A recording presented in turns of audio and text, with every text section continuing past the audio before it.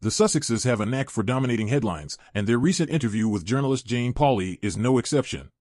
During the sit-down, Prince Harry and Meghan Markle shared a harrowing account of a near-catastrophic car chase in New York City. The story has captivated public attention, sparking debates about their safety, privacy, and even their credibility. But now, Samantha Markle, Meghan's estranged half-sister, has entered the fray, once again, with a scathing critique.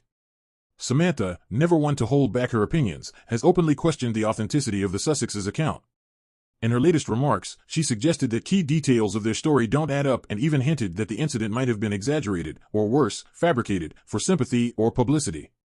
These accusations have reignited the long-standing tensions between Meghan and her half-sister while adding a new layer of skepticism to an already polarizing narrative.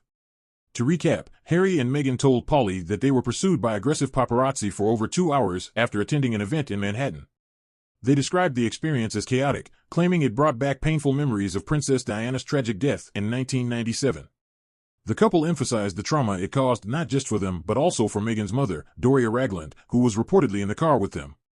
For supporters of the Sussexes, their account underscores the relentless media intrusion they've faced since stepping down as senior royals. Many sympathized with their plight, viewing the incident as a grim reminder of the dangers posed by overzealous photographers. However, skeptics, including Samantha Markle, are calling for a closer look at the details. Samantha argues that the narrative feels inconsistent, especially considering the logistics of a high-speed car chase in New York City, where traffic congestion often makes such scenarios implausible.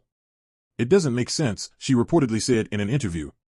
"Anyone familiar with New York knows that a 2-hour car chase is next to impossible. What really happened here?"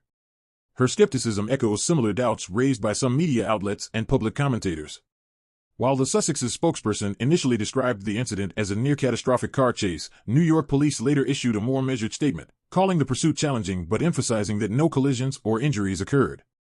Samantha went a step further, suggesting that Harry and Meghan might have exaggerated the story to gain sympathy and reclaim control of the narrative surrounding their lives.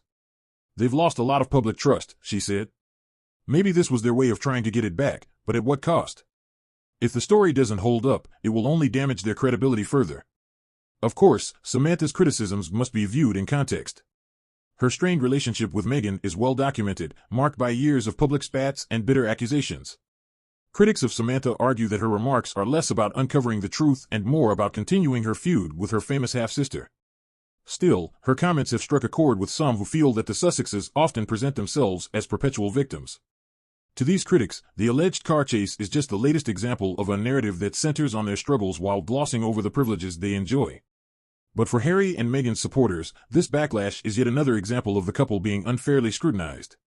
They point out that the Sussexes have repeatedly spoken about their desire for privacy and safety, only to be met with skepticism whenever they share their side of the story. So, where does the truth lie? Was the car chase as harrowing as Harry and Meghan described? Were the details perhaps dramatized in the heat of the moment? Or is this just another chapter in the ongoing saga of media and public obsession with the Sussexes? One thing is certain, the interview with Pauley has reignited discussions about fame, privacy, and the price of living under constant scrutiny. Whether Samantha Markle's claims gain traction or fade into the background remains to be seen, but they've certainly added fuel to an already blazing fire. What do you think? Are Samantha's doubts valid, or are they just another attempt to discredit Meghan and Harry? Let us know your thoughts in the comments below. And don't forget to like, share, and subscribe for more updates and analysis on the stories making headlines. Stay tuned, this debate is far from over.